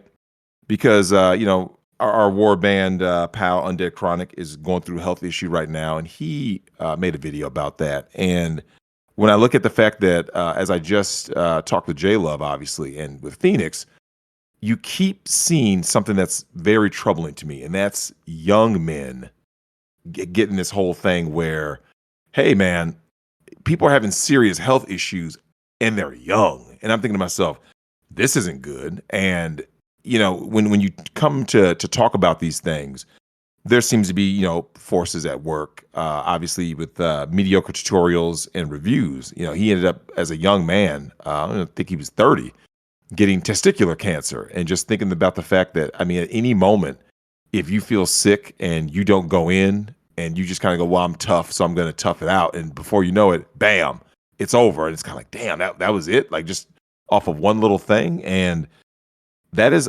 unfortunate that you keep seeing all these young men suffering. And there has to be a push. There's somewhat of a push this past year about, guys getting help because obviously with mental health kind of being more and more highlighted, if you will, about, hey, reach out, get help. You know what I'm saying? It doesn't make you any less of a man. Obviously, a lot of people would still be alive if had they gotten that help. But here we are at this point where the health is one thing. And then also the health of the space itself, I think, has gotten to a point where in some ways it's growing, it's building, it's doing well. In other ways, it's kind of deteriorating due to a lot of the censorship, big tech censorship. Expect more of that. But this past year, they were really going hard at people. Like you started seeing people's channels get strikes. Nick's channel, this guy's channel, Doug Tenaple, RGE. Took the ban before the dick pits went straight to Susan. And here we are at this weird space over this past year where, people were, there were lockdowns, but not full on lockdowns, and how that affects people. And it's just kind of like, I started seeing this trend where people just basically said, I'm just ready for a new year. I'm ready for a fresh start. And hopefully we can get more eyes to be wide open, to finally awaken from the slumber, because there are still enough woke idiots that they will still push and peddle nonsense. And that's unfortunate. And this past year in 2021, I think people finally started realizing some of the lies and that had been told to them, the wool that was put over those eyes, right? And now we flash forward to the year to come. So here we are, January 2022. And when the question of, what have we learned already this early part of the year? Well, we've already seen some things that are appalling. And one of the most appalling things, obviously, that happened at the turn of the year was, of course, the grifters. And number one grifter ever being the cuck, Jack Murphy. And I look at a drama like that, and I look at someone like Tim Pool's response, or lack thereof, to that is kind of really going to show you what to expect going forward, which is more of this tribalism, more of this protecting people when they shouldn't be protected. And in this manosphere, the profitability and attention came. And that's one of the big things that happened over this past year that I think you're going to see even more now going forward. If anyone out there hasn't been recognizing the fact that, the Kevin Samuels success, the, Fresh and Fit success, as people start seeing the success, it's like anything else. You're going to start getting people that kind of swoop in and expect the message to be co-op. I mean, the Jack Murphy thing, could Jack Murphy be a glowy? Maybe, maybe not. But you're going to get more grifting in the year ahead, because as we see, I was just having this conversation. I said, look, man, LOM is right. This is the year of the chameleon. If anyone out there wondered that, what is the year, Drex? What is like the ultimate, turning point where we're going to start really seeing, and I think guys are really starting to just really finally accept the reality. I believe it's 2022, because the chameleon is about to come out of the woodwork, because as you see, the cost of everything is going up, right? Oh, the hey big head text messages have been picking up just like we predicted they would. Well, that doesn't shock me. I tell guys to expect. Yeah, Kevin Samuels. It's so important to focus on both your physical, mental, and financial health. I think financial health gets lost from the other two, because you have a more degree of a control over your physical and mental health than you do your financial health. But if your finances are not in order, it's to the detriment of the other two. So stop spending money. Stop spending money on stupid things. Especially stop spending money on simping, because this is going to be the year. The reason that it's so important to get your health in order is that it's going to be the year of the highest pressure against your health. As the chameleons start coming out and the Jack Murphys of the world, right? Because now that Jack Murphy's been exposed, there's going to be 20 other men who say, buy my course on how to be a real man. I'm not Jack Murphy. I mean, it wouldn't surprise me. Well, and there's just so much about health. And don't fall for it. They won't listen. Yeah. Most guys, the guys they prey on are the guys that won't listen. Just like the Amaranths of the world prey on dudes that they know are going to open their wallet. And we don't want that, but in the year to come, there's a lot of things that are going to change, right? Relationships. I put in my notes about relationships, about health and fitness, about finances, goals, and the culture at large. We're going to keep seeing a huge push, right? And there's going to be a push. There's going to be agendas in all different directions to lead you down a certain path. And there's a reason these people are leading you down this path. I've always told people that, hey, look, man, when it comes to some of these family members of yours that are trying to lead you down a certain way, you should kind of know what it is they're really about, right? It's very self-serving and manipulative. And the way that you combat all of this, right? Because a lot of people feel like, I can't turn my back on my family. I struggle with this. I struggle with that. The financial freedom is going to be the most important facet of men's lives moving forward. Because, let's face it, when you have these investment goals, residual income, you have these building blocks, right? And the cost of living, especially when you live abroad, and getting more bang for your buck. I think that's going to become more and more appealing. I believe that more and more guys are going to start to see that. Shout out to my man Andrew, Legal Mindset, because what you're starting to see, especially, and I'm starting to hear guys say this, where I'm starting to see some of it is a soft checkout, some of it is a hard checkout. But one of the things I always notice that guys are just finally looking for greener pastures. They've some of these guys have tried the relationship game. Some of them have tried the marriage game. They've tried this, they tried that. They're kind of like, I want to go down a different route. I want to see something that I think is going to be more beneficial to me. And, in this global marketplace, we have to get to a point where we let go of like the loyalty, like the it's like, in sports, they talk about like, the hometown discount and all this. And I think a lot of people have kind of subscribed to that mentality of saying, well, I mean, but I got to be loyal to this side because of this reason. You don't have to be loyal to shit. Don't be loyal to anyone who's not loyal to you. Yeah. It's okay to be loyal to people who do stick their neck out for you. There's no problem with that. That's a mutually beneficial relationship. But do not stick your neck out for corporations that will not return the favor. Well, one of the reasons why this is so important is we're at this point where, there's an article written and it details what ends up happening with this guy he's the ex-CEO of, I believe it was Twitter. And he talks about the differences in Jeff Bezos's way and versus Steve Jobs' way. And I was like, that's actually a really fascinating article, because at the end of the day, when you start to see articles like this, it really hammers home the fact that, hey, there are other ways to do it, and, you don't have to just say like, well, there's one way I can make money. If I don't make the money, then what do I do? But it's like, no.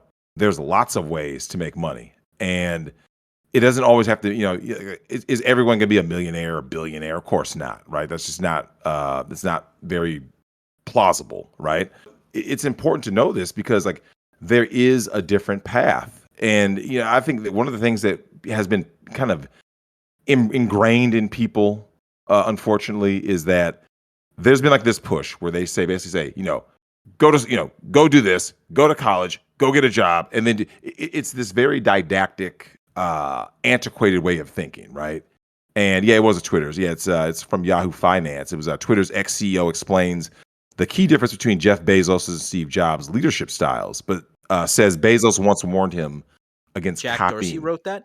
No, not Jack Dorsey. The article is very telling because it says Steve Jobs and Jeff Bezos have opposite approaches to business, and the ex-CEO of Twitter is Dick Costello. And it says here in the article, Jobs believed in saying no to most things. Bezos once told Costello he wants to do everything, and their approach to business. I always liked the fact that there's not a one size fits all to any form of success, and I've talked about that in numerous videos when it comes to health, fitness, it's like when people say, well, Drex, how do I get this girl? Or Drex, how do I do this? It's like, yeah, but dude, I mean, you need more information because let's face it, if there's not a one size fits all to any solution. You can't just say, just do this and then this is a fall into your lap. Do this and you'll become a millionaire overnight. Or, it's like, no. This person may be good at singing and dancing. This person may be good with numbers. This person may be good at whatever. So it's like, we have to get to that point and I like that Bezos told Dick Costello, he said, Bezos warned against copying either approach. He said, be yourself. And one of the things that the manosphere, before it got kind of diluted, was that this was a major thing, is that people would say, you have to go your own way. You have to go your own path. And I always push that on to people because I say, look, man, it's different for everybody. Every aspect of your life is going to be different. Where you live matters. Who your friends are matters. If you're married or have a girlfriend or whatever, all of this will matter because like it's going to make your situation different, right? Everyone's situation is uniquely different. The basic principles are exactly the same. But from there, we have a different kind of construct as to how we want our lives to be. And one of the reasons why I was, with Nick and roasting the cuck is because when someone tries to sit there and grift and start talking about sign up for my course and I'm going to do this. It's like, wait a minute. Because people like that are going to lead you down a certain path. And, when you're in this path, I believe that's when the mental health starts to decline because, Nick and I are sitting there, obviously making fun of this dude, but I want you guys to think about this for a second. A guy is hitting you for $100 a month. Depending on where you live, $100 US. Hell, that's a cell phone bill. That might be a couple of electric bills or whatever. It could be a heating bill. Like $100 is actually a pretty substantial amount of money because, of course, over the course of that year, that's $1,200. Oh, did you want to sign up for his other courses? That's more money. Did you want to get the one-time fee, $4,000? Like the fact that people were signing up for this, right? This will cause mental health issues when you're investing but not getting the result that you want, right? What is your ROI? And it's like when it comes to that financial freedom, that really matters. And freedom, I've always maintained this, is that freedom is the ultimate mental health cure, right? Because if you feel trapped, like I said, it doesn't matter if you physically are or not, but if you feel trapped into a situation, you think about that. That's where the mental health problems come. That's why, you usually hear people when they're about to, self-sunset, talk about how they feel. It doesn't matter if it's reality. They could be, rich people jump off bridges, right? Or start using heroin to ease their pain per se. But it's like, okay, so what is the problem? You start to realize, man, it is this lack of freedom in some form or fashion. And when you lack that freedom, you start going down a certain path.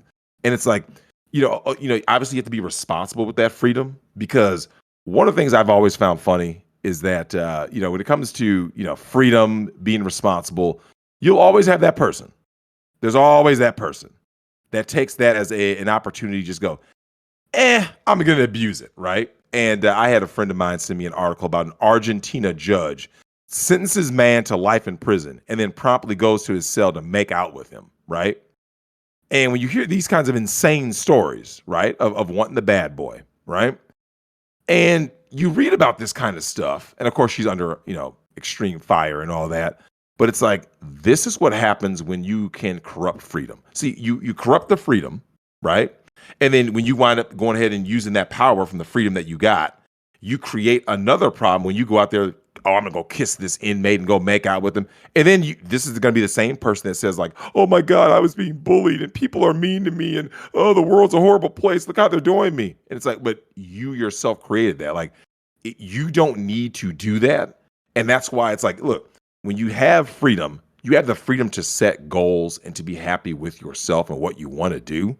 And Nick and I had this conversation both online and offline when we had the New Year's special, where I said, look, when it comes to this whole like New Year's resolution thing, I think that people need to move well beyond that. The whole idea of sitting there and saying, well, my New Year's resolution is, you don't need a New Year's resolution. You can just be resolute in doing something positive for yourself and for other people if you so please. But it's like, there has to be a point where you just say, this is just a goal I have. I have goal X. I want my channel to grow in this form. I want to get this many numbers. Here's how I can do that. Because all of a sudden you get that freedom, right? Nick has the freedom to say, you know what, I'm going to take a break from doing like actual regular, legal stuff because it wasn't fun for him, right? It caused mental distress. Nobody wants to get up and do something every day they truly don't like, right? And especially in Nick's case, putting in all those hours, it's kind of like, you got to chase people down, make sure they can pay you, blah, blah, blah. So I understand why he wants the freedom to say, look, doing these shows is what's more fun to me. It's what I enjoy. It's more profitable, right? And when you do that, it's like there are so many avenues out there, so many ways to go out there and make a buck, do it the right way, right? Slowly build upon yourself and what it is that you want. And like you just set that goal and then you try to achieve it. If you fail, and this is one of the things that bothers me when I hear about a lot of these guys, they fail at something. And then it's like, oh, I hate myself or I hate the world. It's like, you failed. So what? There have been lots of books written about lots of CEOs and successful people that they fail. And then guess what? They get up, they fail again and again and again and again. They constantly fail.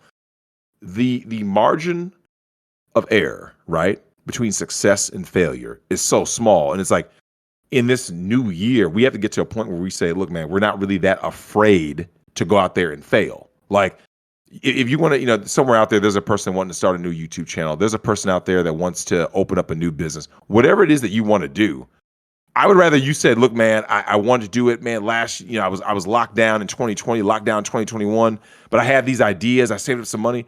I would rather see a person say, man, Drex, I tried, but I failed. I would rather hear that than just what you're starting to hear more and more, where these people are with the numbers going up because of the lockdowns, of how miserable people are, the self-sunset, where it's like, wait, let me get this straight. You got locked in your house, and rather than come up with a plan to do something, whatever that something may be, your thought was, well, I'm miserable, I'm lonely, I'm whatever. And it's like, you don't need to do any of that, right? There's no need for any of that, because you can move beyond that. Whereas, as we look at the culture at large, the reason why, that negativity starts to seep in, one of the things that's going to be in this year to come, that's really going to open up a lot of eyes, is that there's going to be a further degeneration of relationships. You're going to be put in 3 different groups going forward.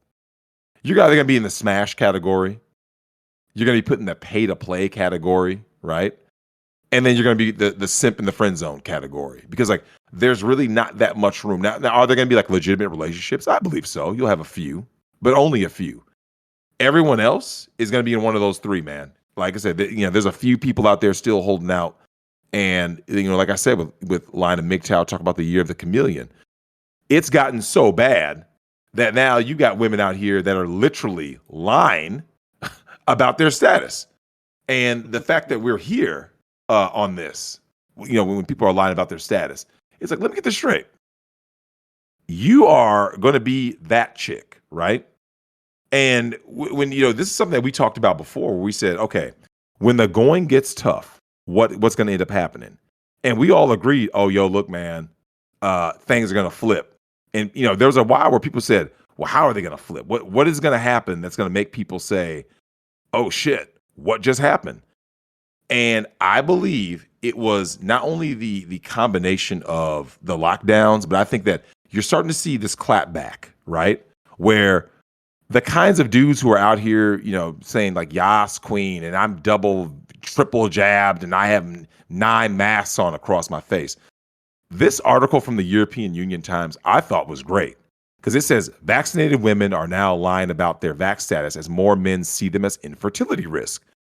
And the beauty of this, of course, is that these, most of course, leftist women were the ones pushing this the most, although there are other women who push it too. These are usually the women who are, the huge abortion chicks. They were always about, being woke. And now they're realizing, shit, my actions have consequences, especially in the dating world. And what do you got? And it says everyone was told that those who did not get the jab would regret it. But now it seems that the opposite is true.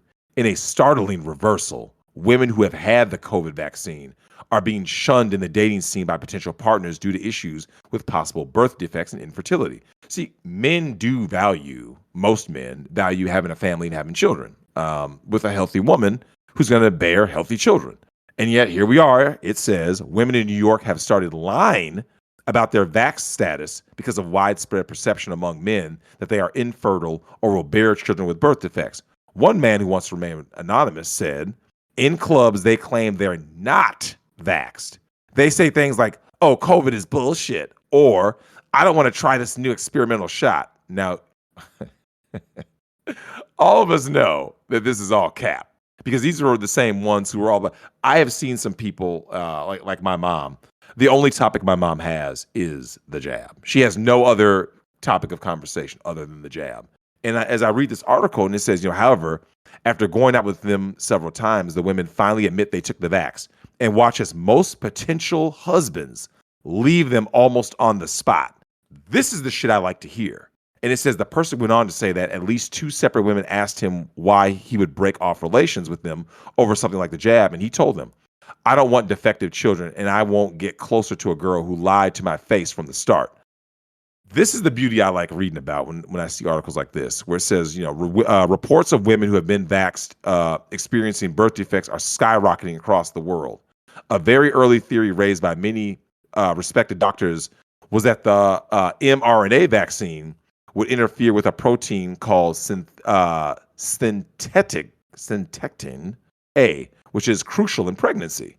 Unfortunately, many women, quote unquote, trusted the science and are now reaping the consequences of their government's actions in amplifying propaganda and silencing dissenting voices. As a reminder of the kind of propaganda that was being pushed at the time, Full Fact published a quote unquote fact check categorically denying that the vaccines cause any problems with pregnancy before any long-term studies were done on this question. And it says, and it quotes, there is no specific scientific reason the vaccine might be expected to affect pregnancy. Studies observing pregnant women who have been vaxxed have found people are not more likely to suffer a miscarriage if they have had the COVID-19 vax. It is hard to feel sorry for such young women who went along with the lies and mass formation. It was entirely correct to be concerned about a rushed and untested pharmaceutical product based on new technology. And then it says, and this is the guys in the chat always love using this term. I think it's a Harry Potter term for those quote unquote pure bloods, men and women who have, yeah, I love that, Wow. that term. For those pure bloods, men and women who have managed to last this long and withstand the pressure to get vaxxed, there is widespread expectation that unvaccinated women and unvaccinated sperm will be extremely valuable. Indeed, some have joked that it may be the next Bitcoin. And I would love to see that. As many of you already know, we have warned you in previous articles to not marry, date, or come anywhere near a GMO person, especially a woman.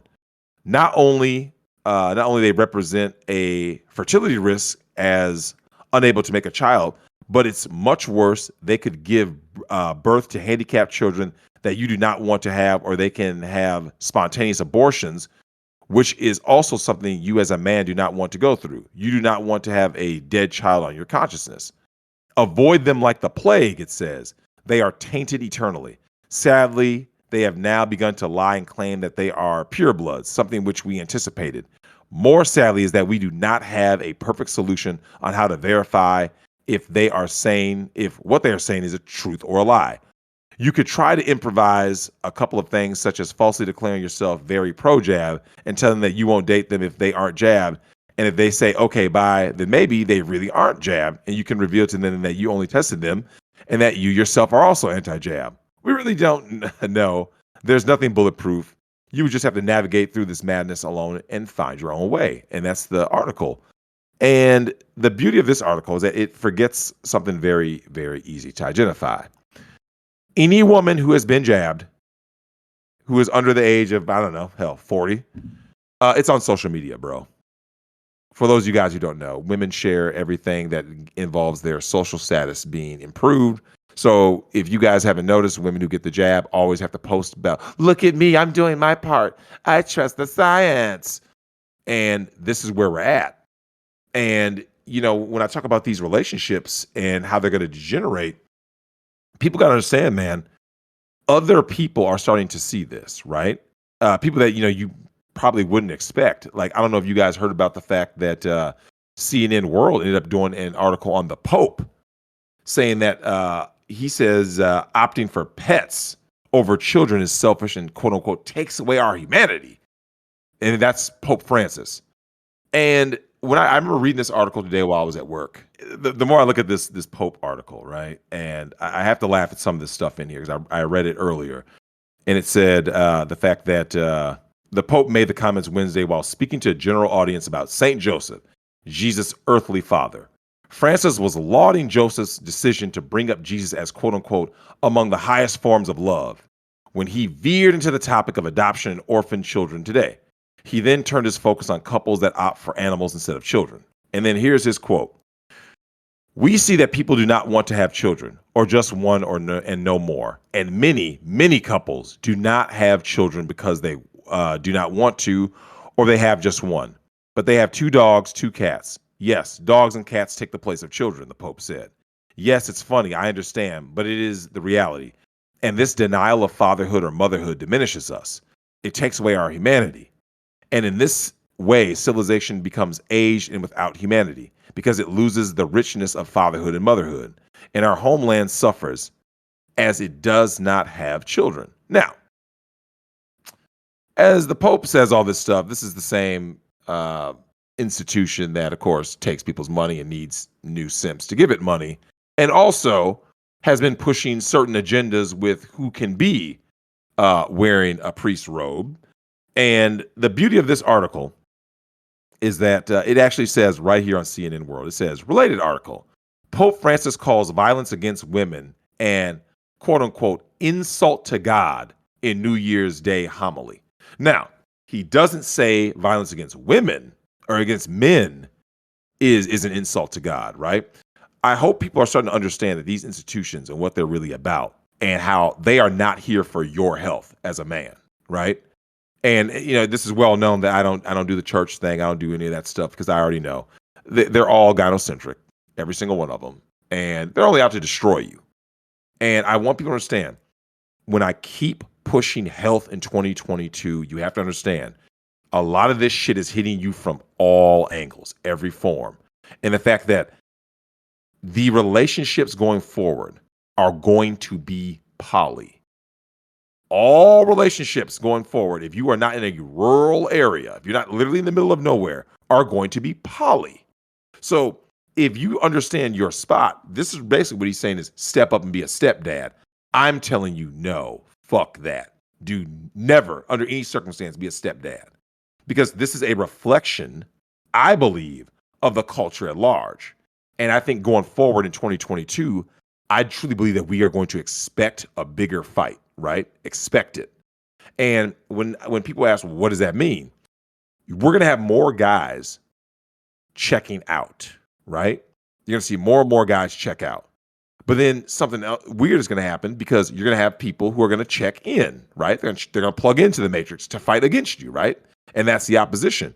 But just as well, you're going to also have more protests. Like I said, that was going on in Australia, which started last year. When I see things like this, I've always said that this is a good thing, right?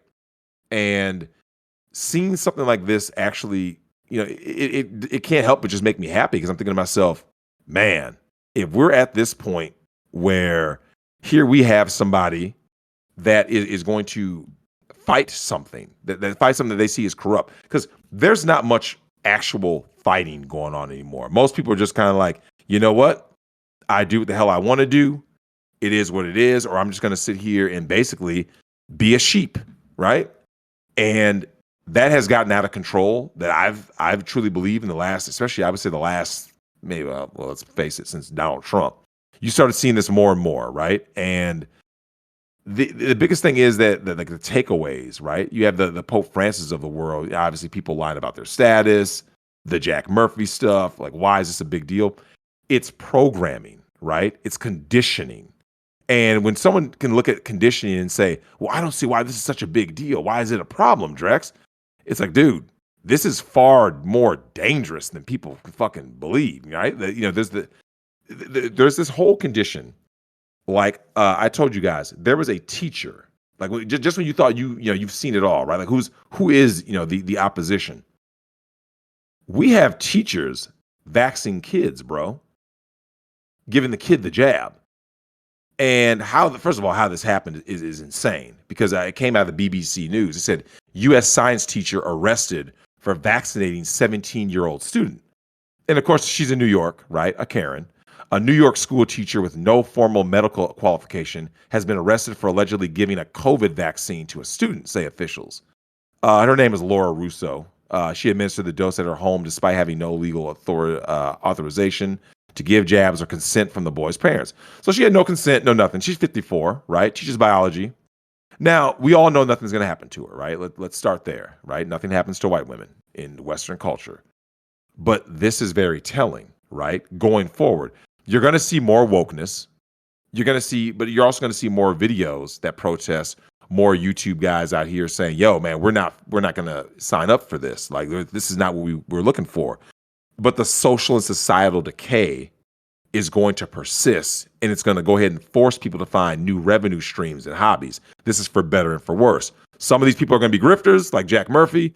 Some of them are going to be like, yo, man, I just started this channel of me, living out in the wilderness, and I figured people would like these life skills. Like, So as long as there is an open communication with things like that, I believe that will be better.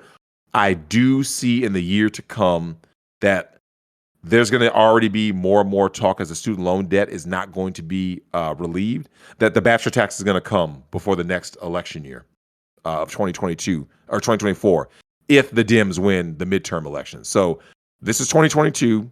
How things are going to look after the midterms, I believe, is going to be a huge boost for, an indicator of what's going to end up coming in 2024. Because I just don't see any of these things really rolling back. There are people out there who are saying that things are going to roll back, but let's face it, they've got the immigrant votes. That's how they're going to, that's how I believe if they're going to win, that's how they're going to win, because the blue states are still going to vote blue, right?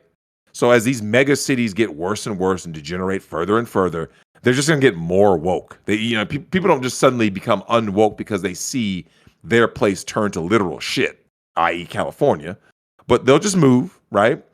And when you think you've seen it all, right? When you think that the health of your city, the health of your value systems has reached an all-time low, I just tell people, look, man, Superman got graped. Shout out to Yellow Flash for showing that. Is that to me was the final nail in the coffin, right? People are saying, well, Drex, that could never happen. Superman is bent over, man. Clark Kent, Superman, is bent over getting graped. And when Flash said, who are these comics for? It's not about who they're for. It's who they're for not, right? Who they're not for. And they're not for you. They're not for me. And they're going to keep pushing this. And, Flash did that video today that I think is kind of a signal of where the culture is headed. And DC comic writer Vita Ayala exposes her bigotry, says no, quote unquote, no cis dudes should apply for associate editor position at Marvel. This is going to be kind of going into hyperdrive, I believe. This whole if you guys thought some of this cis white male especially is going to be the thing, I just believe it's going to go into overdrive in the coming year. And, likewise, you're going to have more people on the extremists on the other side. But to keep pushing forward is basically to fight with what do you want, which is your own resilience. Because at a certain point, the health of our health in every facet has to matter. Our financial health has to be there, right? Our relationship health has to be there. Like I said, whether you're dating, if you're already in a marriage, but if you're not married, do not get married. Worst choice you can ever make as a man in the West. When you have those goals, whether you're on YouTube, have a goal.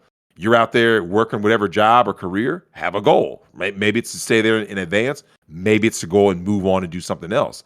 But it's when it comes to your physical health, though, right? When we listen to these stories from Phoenix, from what happened with JLove's friend, you see some of these things, man, and it's I want people to understand the magnitude of what's going on out there with some of these things, because there's an article that was just published right here, right? In just 8 minutes, teen suffers first-degree frostbite outside NHL Winter Classic, and this is right here in Minneapolis. And for that to happen to someone is terrible, but it just goes to show you, man, we have to prioritize health. Because I would have done this show earlier, but in terms of my own life, a very close friend of mine, very, very close, ended up, and she's a huge anti-vaxxer like myself, and she did Muay Thai, kickboxing, all that stuff. So she ends up having to go in. She tells me that she tested positive, and I was like, oh, okay. We kind of laughed about it, and then she tells me oh yeah, because her and her son tested positive. And I'm thinking she'll pull through this, right? It's no big deal, because everyone that I've ever known who got it, it was literally no big deal, right? So when I get that call, or in this case, that text being yeah, I'm a little sick, but no, whatever. Everything was cool, right? And, there was a quick shift in how this went down, right? And, she went from, oh, okay, yeah, I got sick. And then in rapid succession, right? I remember she sent me a text when she went in. This was back in December 22nd. I asked her, hey, you still alive? Because she was actually going to come on and share a very important story. This was going to be for all the ladies out there, because it was about her ex, who turned out to be a pedo, who got busted and only did 4 months. I think he's doing 4 months, and then it gets like an ankle bracelet or something because Minnesota has the whole statute of if you're a first-time offender, you get a slap on the wrist, right? So when she told me she had 102.5 fever with 100 milligrams of Tylenol, she said tightness in the chest, in ER room waiting to see the doctor and hear what the chest x-ray says. This was December 22nd last year, right? So here I am thinking like, oh, okay, you know, whatever, you know, she'll pull through. The next day at 7:39, she texts me saying, I'm officially admitted, right? Now, me being me, I'm checking in on her like, hey, you know, Merry Christmas, which of course is the 25th. I'm asking how she's feeling. That's the 29th. I send her a New Year's text, like, you know, the fuck, like, where the hell has she been? Then I get hit with the text, man. And, you know, there are certain texts you never really expect to get. You know, you're just out living life and you're thinking, oh, well, you know, it's whatever. And then every now and then you get the bombshell dropped on you, right? And it happened to me where I'm just minding my own business. Everything is cool. And then bam, I get hit with it.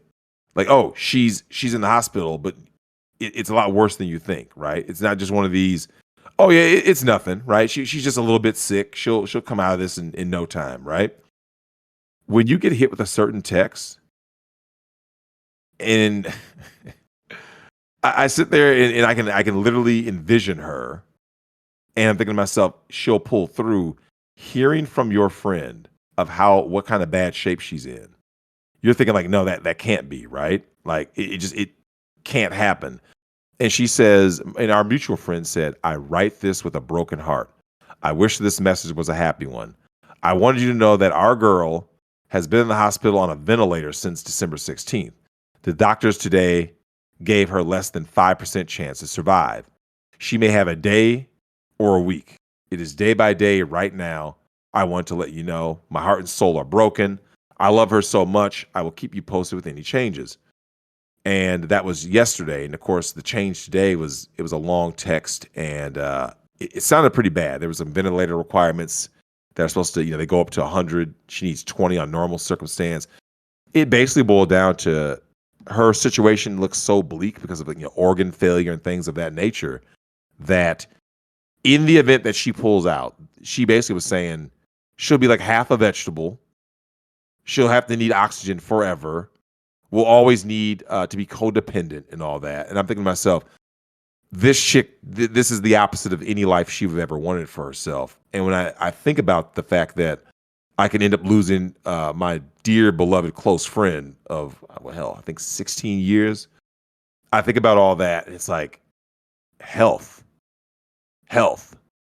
It's like it is the number one thing in the world is health. And I just want you guys to know to definitely get healthy. And I can sound like an asshole sometimes when I tell people stop being fucking fat, and people think like, oh, he's just an asshole. It's like, no. A lot of the times, a lot of health issues come from being overweight, and I don't want people down that path. So it's like, I'm going to push myself harder with my own health. Like, yeah, I'm in decent shape and stuff. I want to be in much better shape, right? I want to do much more cardio. I want to be, have, even lower blood pressure. Like, I want everything to be better. Like the numbers that I need down, I need them to get fucking down. The numbers that we need to get, we want up, we need those up, and we need to kind of push each other to do that, because at the end of the day, I mean, what is it that we're really looking at, right? We're at this kind of tipping point where, damn, here we are kind of at the beginning of a new year, and we have people making resolutions, but like, how often is health the first resolution, right? Health. People say, like, I want to make more money. I want to travel to more places. As soon as things open up, I want to have a fat girl summer. Nah, man, fuck that. Health. Let's do health. And I'll leave you guys with an act of kindness that I saw. I read about that Shaq, Shaquille O'Neal, the ex-basketball player, I think he's an NBA analyst now. He ended up gifting 1,000 PS5s and Nintendo Switches to underprivileged kids on Christmas. And he said his parents didn't have a lot, but they taught him the value of giving back. And I always like those kinds of acts, because, I mean, I think that you can help someone else's health, right? Whether it be mental or financial, whatever. If you are in a position to help, do that, right? Like, I mean, one of the things I've always done on this channel is I've always told guys in the Discord, like, yo, man, if I'm recording X, Y, and Z, I definitely want you to get on. And it's a positive space. You know what I'm saying? We come in here and we're talking shit and we're laughing about stuff, addressing whatever issues. So it's fun to do that, to have this space to say, hey, look, man, let's come on here and have a good time and do all that. Because like in 2022, man, I'm starting to see more and more. If any moment can be your last, man, like let's like really enjoy the time that we have with each other doing our damn thing out here. So that's all I got for you, man. Have a healthy 2022.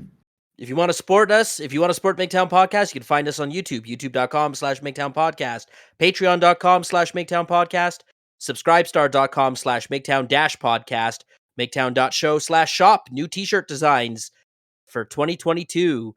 And yeah, that's pretty much it. Oh yeah, audio only version you can get for the long car ride across America. If you're a truck driver, you want to get the audio only version you want to listen to, or on Spotify, you can find those downloads at migtown.libsyn.com. You guys know how to find us, you know how to support us. Till next time, everyone, stay frosty. It's toxic.